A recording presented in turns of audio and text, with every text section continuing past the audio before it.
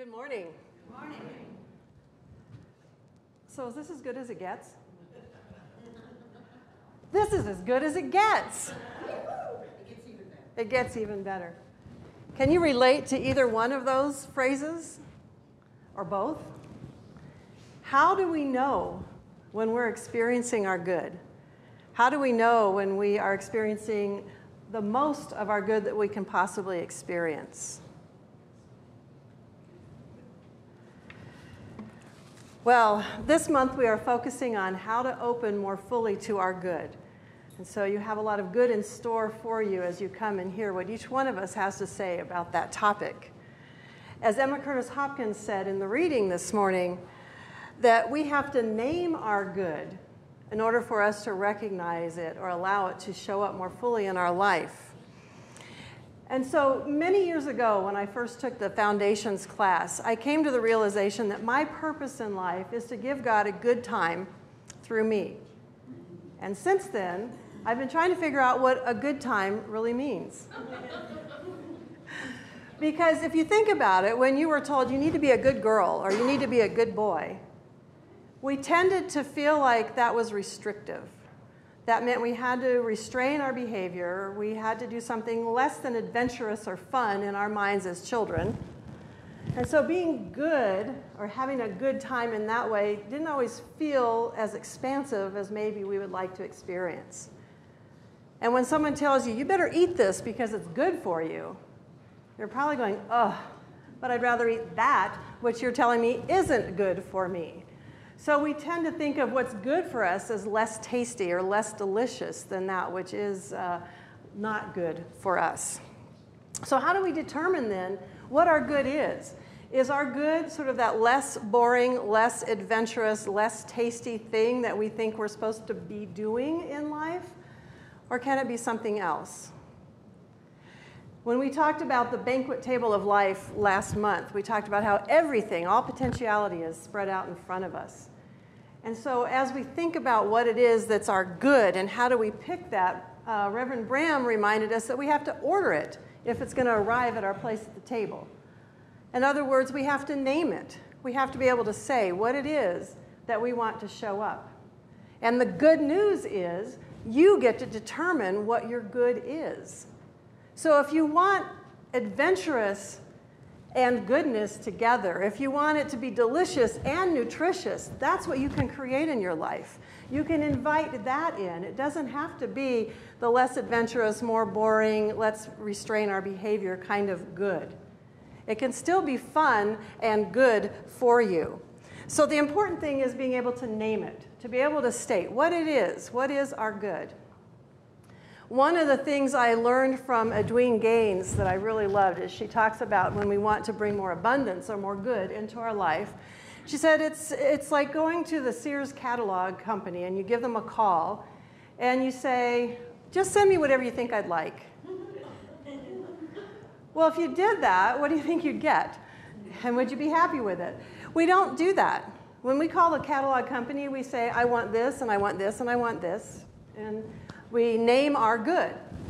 And I was thinking about that idea, and I realized we also don't call up the catalog company and say, well, you know on page 75, those red shoes, I don't like them. I don't want them. And in the back of the catalog, there's this dress, but it's green. I don't want that either. And in the front were some new tires that you had on sale for a car, but I don't want them. They don't fit my car.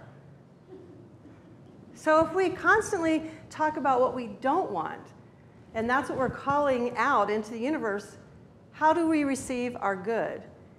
So when you think about it in regard to what you order from a catalog, in regard to relationships, and how we raise our children, when we talk to spirit, it's important to know what we do want. If we only tell children, don't do that, no, you can't do that, no, stop doing that, they're totally frustrated because they don't know what they can do. So it takes a little bit of shifting, at least it did for me, to shift from what they can't do to telling my son what he could do. But that got much better results when I was able to direct him in the type of behavior that I did want to see. And I think that's the same when we have relationships. If we tell our partner all the time, I don't like it when you do that. Why are you doing that? And we don't say what we would rather experience, and instead, how do they know what to do? Well, I think spirit, the universe, that creative essence is similar to that. If we want our good to show up, we have to know how to name it. We have to know how to call it forth and state what it is. That way, then we do know when it arrives. That way we can be sure that we are experiencing it because we've named it. So sometimes what we name is what I want to experience, how I want to feel, how I want to behave, the types of things I want to receive, and that's the place that I keep my focus. Now, what happens then if you can't decide, if you're not sure what exactly it is you want? And there's always the question when we're teaching spiritual mind treatment and how to do affirmative prayer. Well, do we want to get too detailed? Are we telling God what to do versus being open to the universe? And there is that balance between getting so specific that we've closed out other good that could be even better than what we're able to visualize. So we want to stay open. So I often say the easiest or best, most wide open way to focus on our good is what is it we want to experience, that feeling tone that we want to have. So I pictured it like going into one of those high-end department stores where you actually have somebody that comes out and is willing to wait on you. And you can say, well, I kind of want something purple. I knew I was going to throw all of you off this morning not wearing purple. So I'm hoping you can listen and not just be concerned that I don't have my usual color on. So I go in and I tell the person, I want something purple. I want something in cotton. I do want to have sleeves, and it would help if it had a pocket for this thing that I have to wear so they can hear me on Sundays when I speak. And then leave it up to the salesperson to say, well, what about this? And what about this? Oh, and I have this. Or if you want to buy a car, you tell them, I'd like it to get so many miles to the gallon. I'd like it to have 4 doors. I'd rather have a hatchback than the trunk. And then they can tell you what all the different cars are that would match that. So likewise, when we're talking to spirit about our good, we can put out there what it is we want to experience, the kind of things we want to have from that experience, but we don't have to necessarily name it specifically unless we know specifically what it is we want. Well, I interpreted in a nutrition class, and I shared that last month. And this semester, I learned a new word, and that word is bioavailability.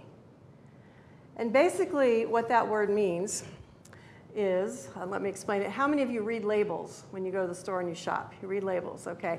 And so, yeah, and they tell you there's so much calcium in there, so much vitamin C, so much fiber, soluble fiber, dietary fiber, all of that. So when it tells you how much is in what you're buying, when you eat that, sometimes your body actually doesn't use as much as what's on the label. And that's because of the bioavailability of that nutrient. And so there's many things that can cause that nutrient not to be used by the body. One of those things is that your body can be full already. It has all the vitamin C it can use. So any extra that you add in is just going to pass on through. There's other nutrients that when there's extra, they get stored in our fat cells. So if you're too full or that nutrient is already to its capacity, the bioavailability is minimized because there's no more room for it. There's also the types of nutrients that show up in a form that our body can't access. It doesn't recognize it. It doesn't make sense to the body, so then it just can't use it in that form. And the other situation could be if there's some disease in the body that causes the uptake of that nutrient to not take place. So as with everything, I look at the metaphysical teaching we could get from that concept. And I started thinking about our God availability, our spirit availability, or our good availability. And what is it that might prevent us from being able to make use of the full amount of good that's provided to us, that's out there for us to use? And I realized that the same kinds of things happen. Sometimes we're so full, we haven't allowed that good to move from us that we can't take on any more good. Or maybe the good is showing up in a way that doesn't make sense to us. It doesn't fit for our ability to use it. So we need it to show up in a different form.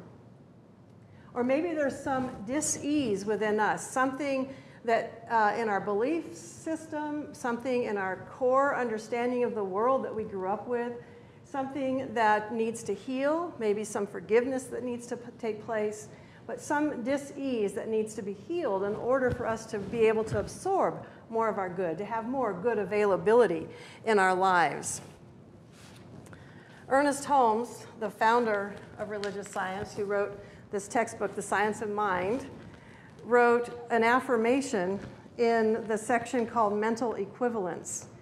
He says, "I know I am now at the threshold of all good, wisdom, and truth. All the good I can embody is now mine. I have only to open the portals of my soul and accept that which is ready to express through me. I accept fully and emphatically the answer to my prayer today. Right now, I do possess the thing I so greatly desire. I remove my fear of lack and negation, for it is the only barrier which stands in the way of my experience of good. I alone can remove it, and I do remove it now. In this moment, my good comes to me, enough and to spare, to give and to share. I can never be exhausted. My good can never be depleted because the source from which my good comes is inexhaustible." So Holmes talks about some of those barriers being negativity, negation, fear of lack. So those are some of the dis-eases that sometimes need to be healed up within us in order for us to experience our good. Now, does this mean then that we just cover up anything that shows up that we don't like? Do we just ignore it or push it aside?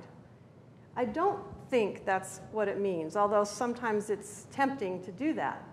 I think it means we have to look at it, and we have to see what needs to be encouraged, what needs to be released, what no longer serves us, and what needs to be healed, and what needs to take place to heal that, so we do have greater good availability.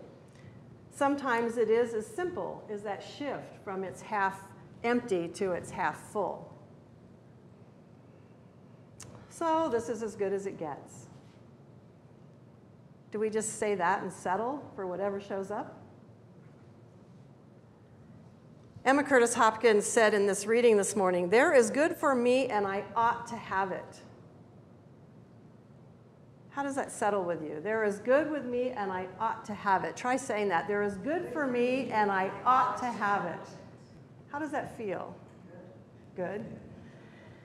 When I first read that, I will share with you, I was like, ooh, there was a little part of me that found that difficult to accept, the I ought to have it.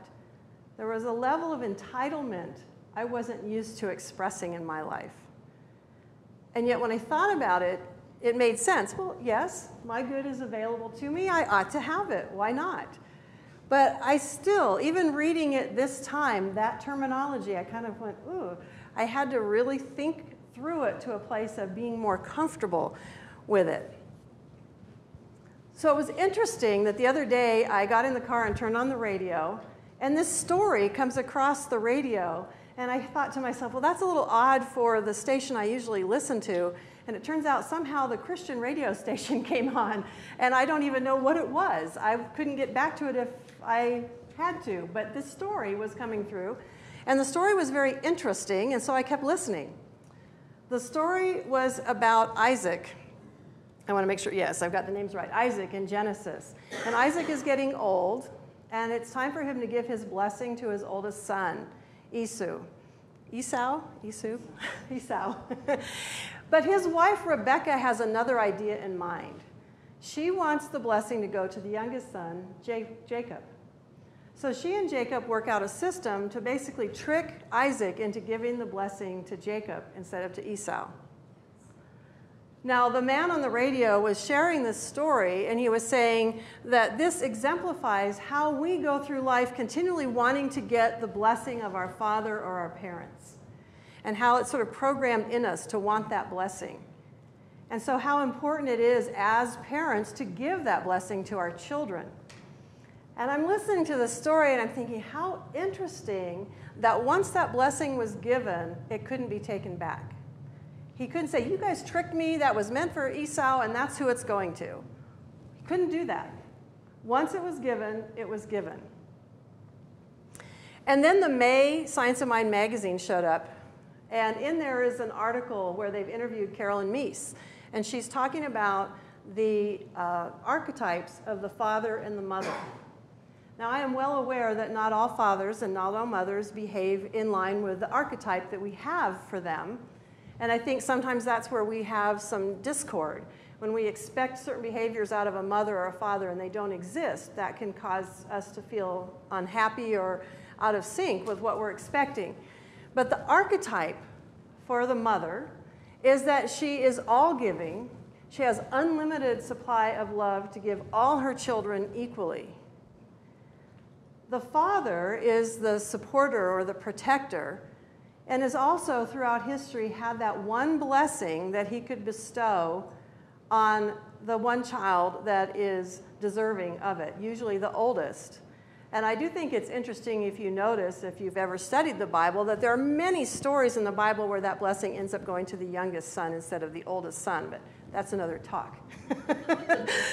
But I think that that archetype, that image of the father, is that it has one blessing to give that worthy child in its life, in his life.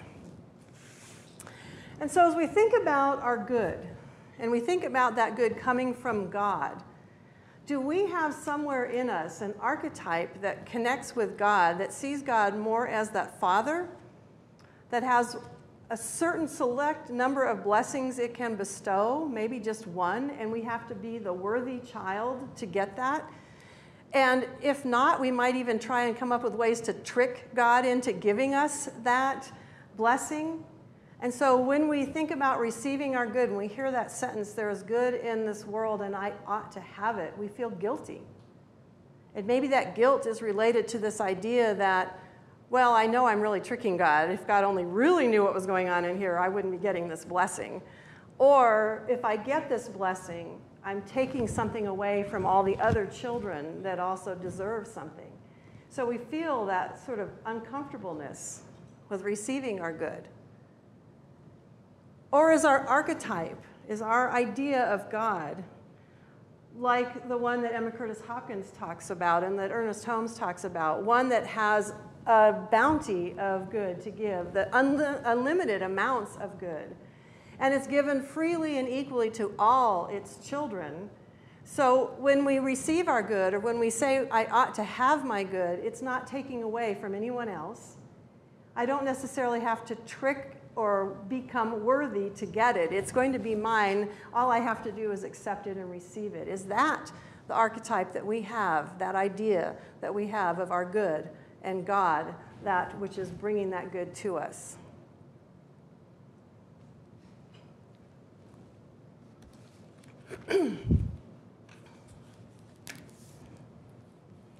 Basically, between those two things, the only difference is our thinking about it. So when Ernest Holmes talks about change your thinking, change your life, there's a real clear example. If our thinking is that there is a limited amount, it's going to create a different ability in our ability to receive than if we are thinking there is an abundant supply, we deserve our good, it just shows up, it's ours, and we just have to receive it. That's just a shift in our thinking. I say just, it's not always an easy shift to make, but it is a shift in our thinking. I don't remember when, but sometime in the last few years, one of my talks was titled, Have Your Cake and Eat It Too. And that's because I've always thought it was a strange phrase to say, well, you can have your cake, but you can't eat it too. Why not? It didn't make any sense to me that someone would put a piece of cake in front of me and tell me, well, there it is, isn't it pretty, but you can't eat it. And when you think about bioavailability, we don't even get to know if what we eat has a bioavailability for our body if we don't eat it. If we just look at it, it's not going to even get to tell us if it's fit for us or not. And I think our good is the same. If we just look at all this good out there that's available to us, but we don't accept it, we don't take it in, we don't eat of it, we will never know if we have that good availability or not in our own spiritual life.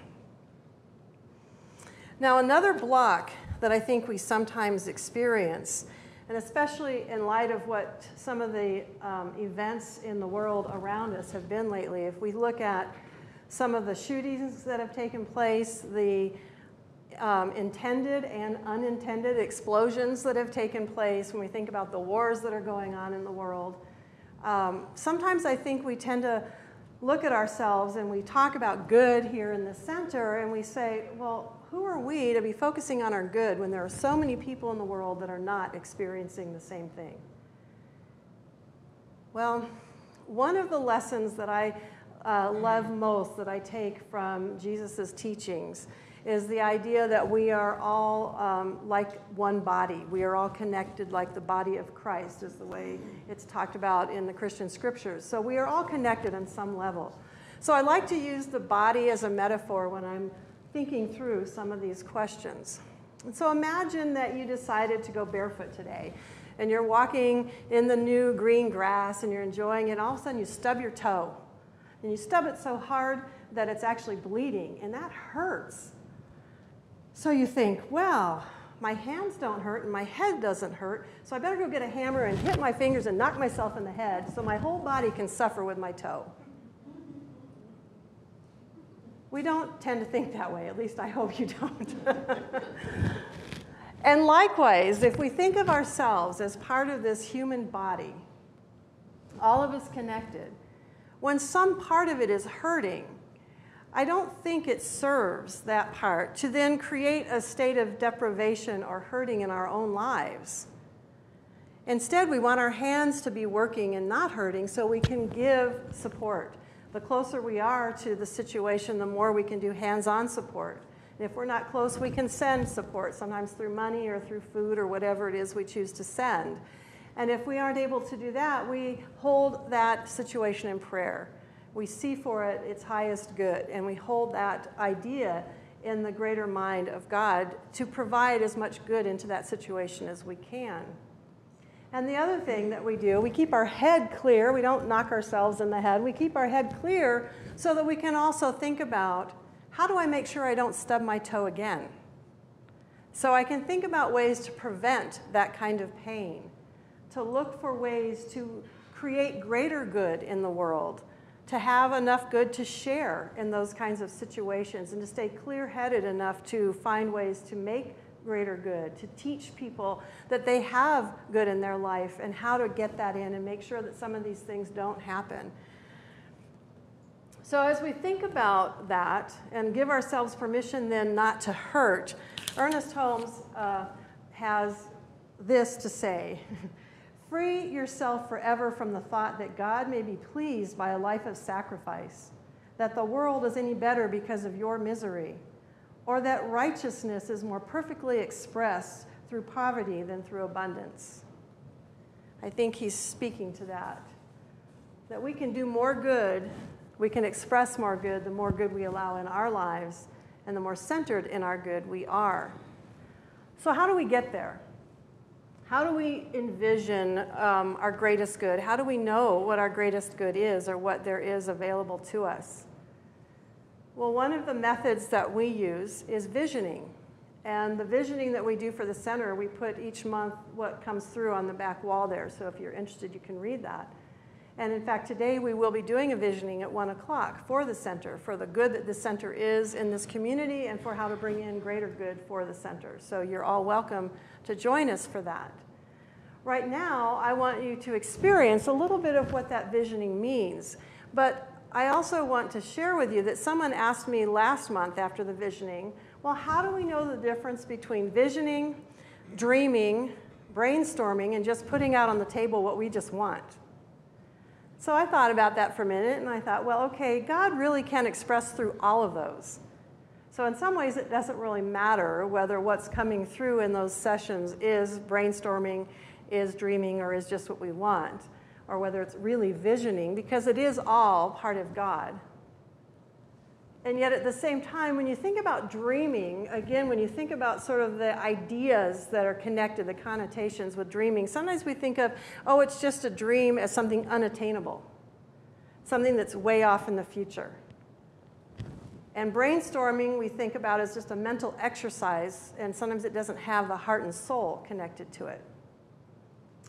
Envisioning, we're taking our preconceived ideas and setting them aside for a moment. We're going to that place and connecting ourselves with our source, with God, Spirit, the universe, whatever term fits us. And we're connecting with that place and opening ourselves to all potentiality, every possible thing that could come through, and we're listening. So it's a little different process. So right now, let's just do a little of that process.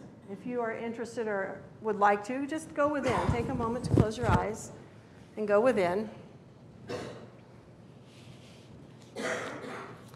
Just breathe into your center space. And to bring yourself into the awareness of the love that is in and through you, you can bring into your mind's eye something that you dearly love. It can be something, someone. And just allow that feeling of love to fill you and move in and through all of you. See that love just enveloping you.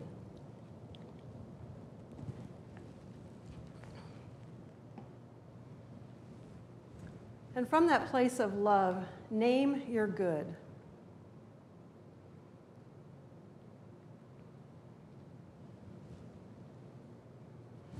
What is my good?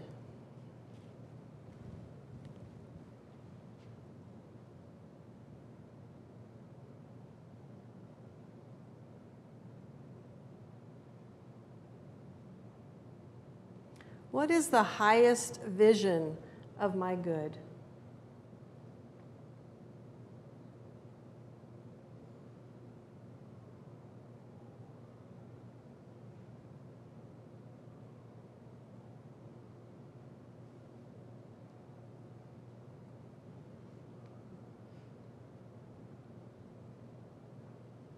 Amid all of creation's potentiality, what additional good is mine to receive now?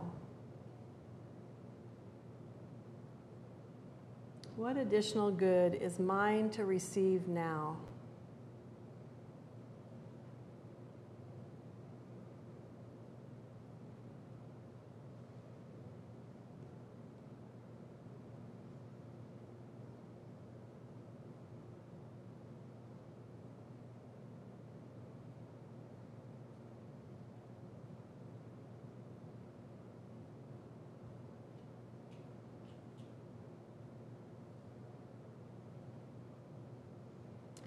What must I release to open more fully to this good? Where am I so full I need to give out in order to make more room to receive? What must I release to receive more of this good in my life?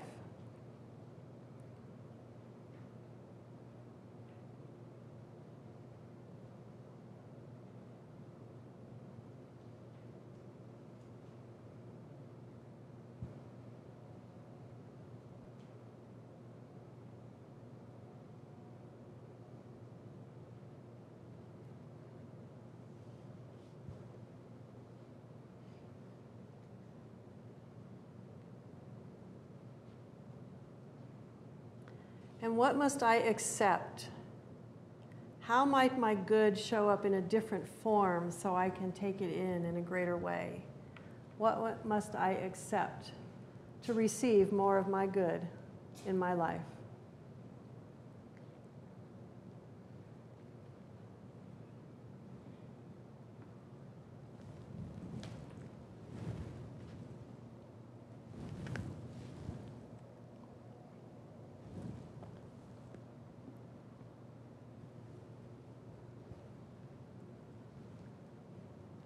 And what more does my good or my God want me to know about my good at this time?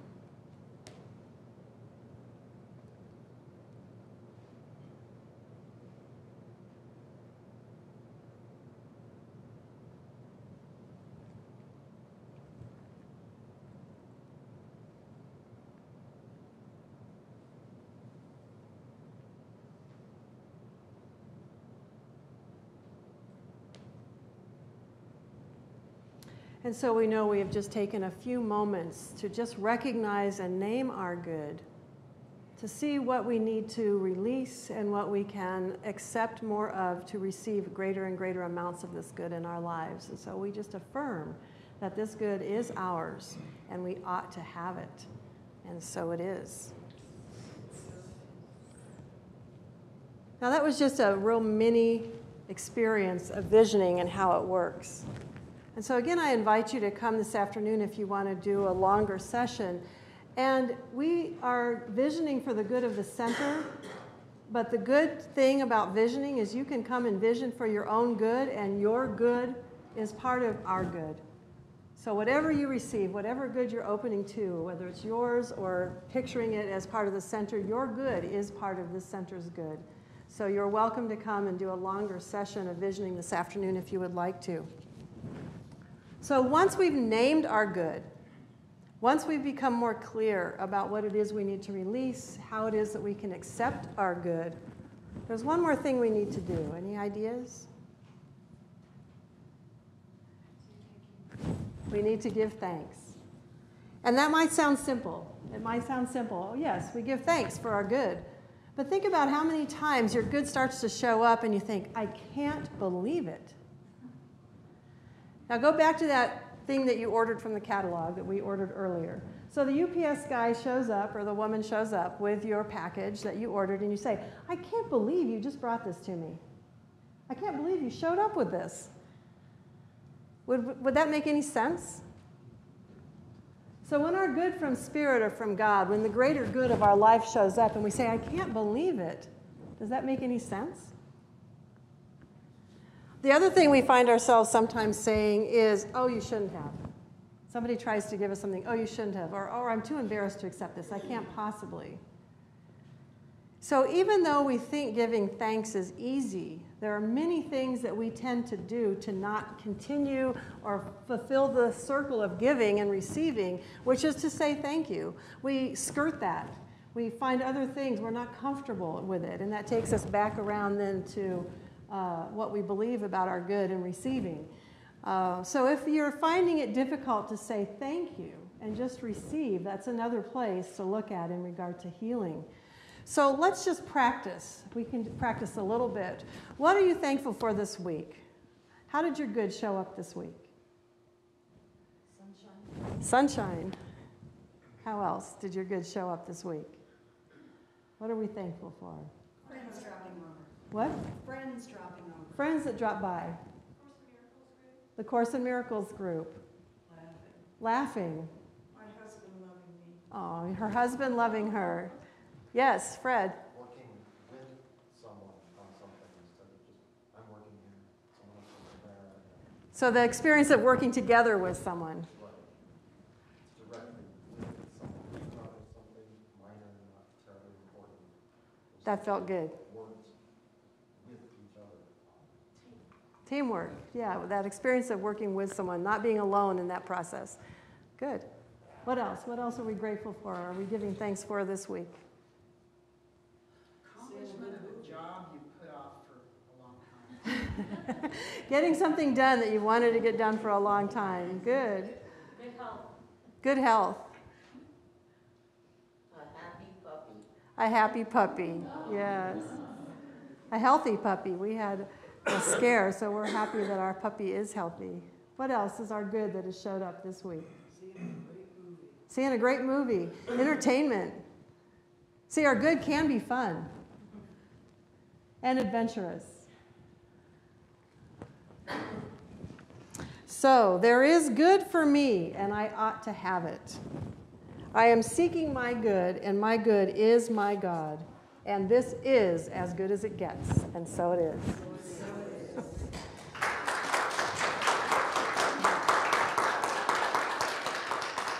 So we're going to move it in one more time, and we're going to go to that place of remembering our good and allowing that good to bring about our thanksgiving, the final step in receiving it. We've named it. We've opened more fully to allowing it in our lives. And so we give great thanks for how our good shows up how it has showed up this week and how we know it continues to show up throughout this day and throughout the week to come and the rest of our lives. And we give thanks that the good is showing up here in a way that we can fill ourselves with good enough to overflow and share, enough to reach out to those who might be finding it difficult to experience their good. We free ourselves from any guilt for receiving this good, knowing that the more good we receive, the greater good of the whole is accomplished. And so we just allow this thought to percolate in and through our lives, bringing about more and more good. And for this, we are so grateful. As together we say, and so it is.